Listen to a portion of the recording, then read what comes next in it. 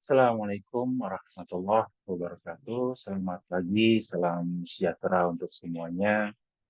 Pertama-tama saya ucapkan terima kasih atas waktu yang diberikan kepada saya, kepada Ibu dosen, Ibu Adelina sebagai dosen pengampu mata kuliah Bank dan Lembaga Keuangan, dan juga rekan-rekan yang mungkin nanti menyaksikan presentasi saya. Baik, presentasi yang saya buat ini adalah materi UAS yang diberikan oleh dosen tentang proyek kasus perbankan yang ada di Indonesia. Tapi sebelumnya rekan-rekan, saya mau memberikan quotes nih untuk hari ini. Mudah-mudahan bisa tertanam di diri kita ya. Baik, quotes saya ini adalah jangan mudah percaya pada seseorang ketika kita tidak percaya dengan diri sendiri. Karena terkadang ketidakpercayaan itu bisa menyelamatkan hidupmu dari kehancuran. Baik, untuk 15 menit ke depan, rekan-rekan, saya akan coba memaparkan tentang penelitian saya mengenai studi kasus kehilangan dana nasabah di Bank Syariah Indonesia atau BSI. Rekan-rekan, secara overview, BSI ini kita sudah tahu, Bank Syariah terbesar di Indonesia. Merupakan hasil merger antara Bank BRI Syariah, Bank Syariah Mandiri, dan Bank BNI Syariah. Diresmikan oleh Presiden Jokowi pada 1 Februari 2021 menjadi bank syariah terbesar di Indonesia yang fokus pada layanan perbankan syariah dan diharapkan bisa bersaing di tingkat global atau internasional. Namun, Bank Syariah Indonesia mengalami suatu hal yang tidak disangka-sangka dan tidak diduga-duga.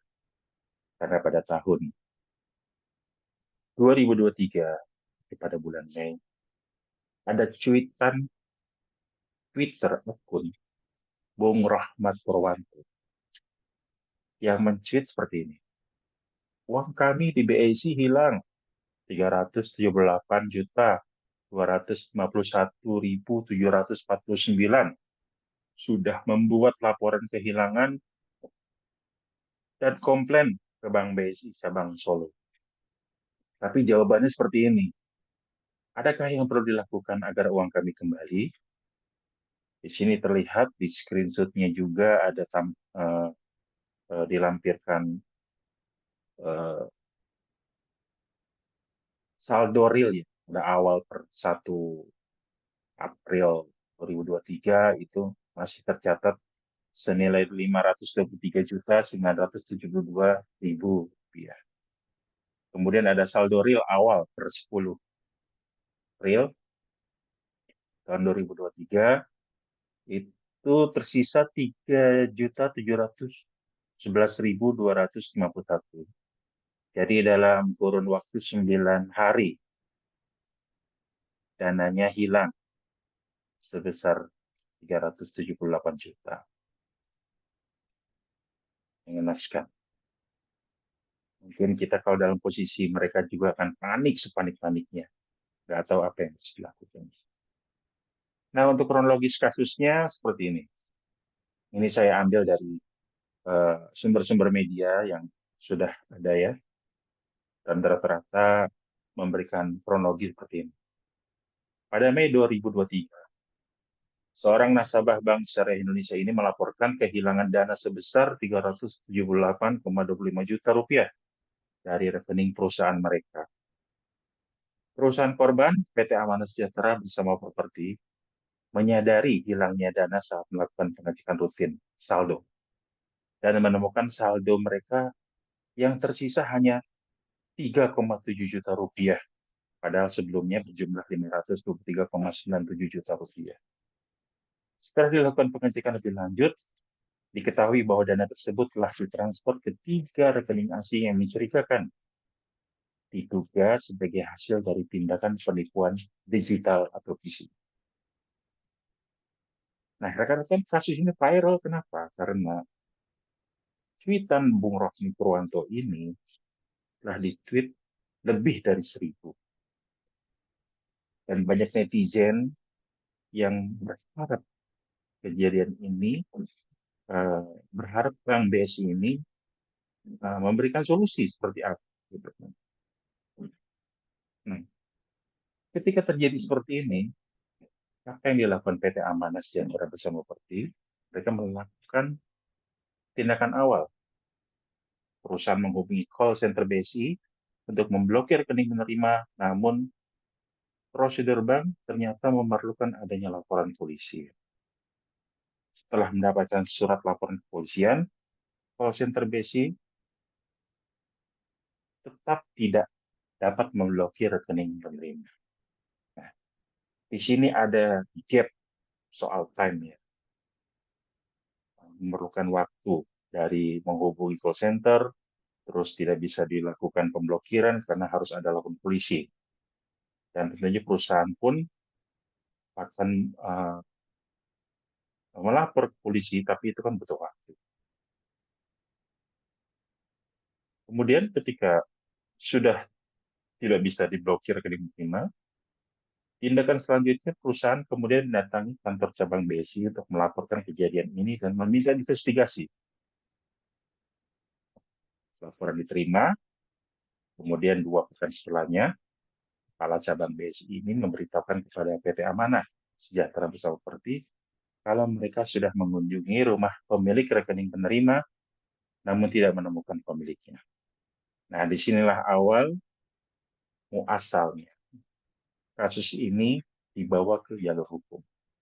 Karena ketika sudah mendapatkan jawaban seperti ini, perusahaan lanjut langkah jalur hukum, melaporkan ke pihak kepolisian dan mengajukan gugatan Bank Syariah Indonesia. Nah, rekan-rekan, dari kasus ini kita bisa menduga sebenarnya apa sih penyebabnya? Kenapa sih bisa hilang dananya? Di analisis penyebab ini, hasil investigasi itu mengungkapkan bahwa hilangnya dana nasabah yang ditransfer ke 3 rekening asing itu adalah dugaan penipuan digital atau phishing.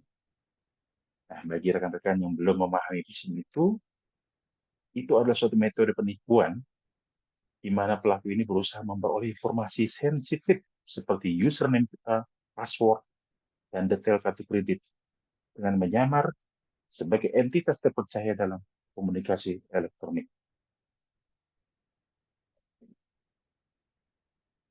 Berkaitan dengan phishing ini, sebenarnya saya bisa merekomendasikan sebuah film ya, yang pernah saya tonton, film baru.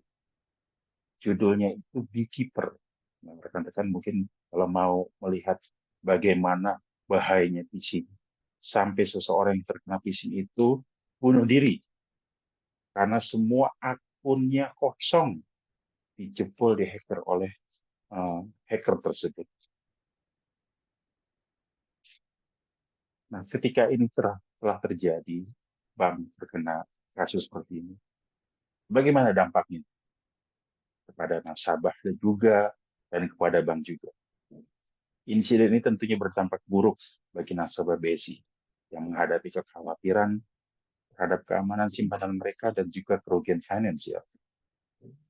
Lalu bagi bank sendiri, tentunya kepercayaan masyarakat ini akan turun. Jika kasus ini mempengaruhi jumlah nasabah, inilah yang dikhawatirkan oleh bank. Kemungkinan bank ini akan berisiko di likuiditas. Dari dampak yang tadi, terjadi juga dampak lainnya. Ya, istilahnya collateral damage, ya, dampak lanjutan. Mendorong otoritas keuangan seperti Bank Indonesia atau BI dan otoritas jasa keuangan OJK ini untuk memperketat regulasi keamanan digital perbankan. Lalu kemungkinan mereka juga akan bisa mengeluarkan peraturan baru terhadap bank untuk meningkatkan langkah-langkah keamanan, melakukan audit sistem keamanan secara berkala, dan memberikan laporan insiden keamanan secara teratur. Selain itu, kasus ini pun bisa dapat memicu pembuatan kebijakan yang lebih ketat tentang wajibnya edukasi nasabah uh, dalam penanganan insiden keamanan. Dari yang saya paparkan tadi, rekan-rekan, saya hanya ada memberikan solusi dan penyelesaian. Ini harapan aja, ya. Eh, Secara logika solusi. Ketika suatu bank ini keamanannya jebol, tentunya kita punya pikiran, kenapa sih nggak ditingkatkan keamanan? Di sini yang solusi yang saya tawarkan adalah peningkatan keamanan digital, lebih meningkatkan keamanan dari sudah ada misalkan 2, 3 firewall, tambah lagi. Atau bisa juga mengupdate, mengadopsi teknologi keamanan terbaru seperti autentikasi, multifaktor, enkripsi data end-to-end, atau hal lain terbaru yang bisa menjamin keamanan sistem mereka secara digital. Kemudian, bank juga harus lebih sering-sering mengedukasi nasabah. Ini mohon maaf sebelumnya, karena level nasabah ini ada yang menengah ke atas atau ada yang menengah ke bawah. Dan tidak semua nasabah ini mengetahui tentang bahaya phishing. Nah, inilah tanggung jawab bank, memberikan sosialisasi, entah itu dari eh, media sosial atau undangan-undangan sosialisasi, sehingga kesadaran eh, nasabah, mereka bisa meng-aware dirinya sendiri terhadap bahaya phishing ini. Lalu selanjutnya, ada solusi tentang respon penerima. Jika kita sebagai nasabah mengalami hal uh, phishing seperti ini, kemudian melapor ke bank, tentunya apa yang diharapkan oleh nasabah? Mereka ingin solusi yang cepat.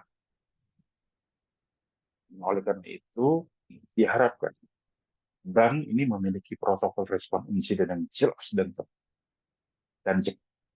Sehingga ketika ada laporan dari nasabah mengenai hal ini, bank bisa merespon lebih cepat, tanggap terhadap nasabah. Sehingga membuat si nasabah sendiri itu merasa aman dan nyaman dan merasa terjamin bahwa dananya itu masih dilindungi oleh bank. Kemudian tentang kerjasama dengan pihak berwenang ini penting juga. Kolaborasi terhadap unit-unit tertentu yang berwenang. Seperti OJK, BI, unit keamanan cybercrime tentunya, dan pejabat pihak-pihak yang berwenang lainnya, lembaga keamanan, itu penting. Karena dengan uh, menerima laporan nasabah, cekap tanggap laporannya, dan langsung diminimalisir uh, transaksi yang terjadi, sehingga membuat uh, kasus ini tidak bisa melebar atau tidak bisa terjadi dan bisa diantisipasi. Yang terakhir mungkin ini yang paling penting. Bagaimana nasib ini si nasabah tersendiri ketika dia berpikir khawatir dananya hilang. Bank memberikan jaminan adanya pemulihan dan kompensasi ini, memastikan proses pemulihan yang cepat bagi nasabah, sehingga membuat si nasabah sendiri masih tak percaya terhadap keamanan insinyur, terhadap jaminan dari si bank sendiri. Nah, rekan-rekan semua, dari apa yang saya paparkan di atas tadi sebelumnya, maksudnya, saya bisa mengambil conclusion, kesimpulan, bahwasannya kasus kehilangan dana di Bank Syariah Indonesia ini menyoroti kerentanan yang masih ada dalam sistem pembayaran digital, terutama terhadap ancaman penipuan digital atau phishing. Insiden ini tidak hanya merugikan nasabah secara finansial, tetapi juga mengancam reputasi bank dan menurunkan kepercayaan publik terhadap layanan perbankan digital. Melalui analisis mendalam, penilaian ini berharap bisa mengungkapkan beberapa temuan penting dan solusi yang dapat diimplementasikan untuk mencegah kejadian serupa di masa depan. Lalu, hal-hal yang bisa direkomendasikan untuk harapan ke depannya, diharapkan dari pihak BSI sendiri ini bisa lebih meningkatkan keamanan digital, mensosialisasi kesadaran dan edukasi nasabah, kolaborasi dan kerjasama antar bank, perusahaan keamanan cyber, lembaga penegak hukum, sehingga diharapkan kepercayaan publik terhadap sistem perbankan digital akan kembali pulih dan bahkan meningkat. Dan mungkin itu saja yang bisa saya sampaikan atau paparkan pada saat ini. Semoga eh, bisa membantu meningkatkan kewaspadaan diri kita sendiri ya terhadap bahaya phishing. Mungkin suatu saat kita akan mengalami, jadinya kita bisa melakukan tindakan-tindakan awal yang bisa meminimalisir agar kejadian hilangnya dana nasabah tidak terjadi lagi. Mohon maaf apabila ada kesalahan dari kata-kata dan sikap. Cukup sekian dan terima kasih. Wabillahi taufiq wal hidayah. Assalamualaikum warahmatullahi wabarakatuh.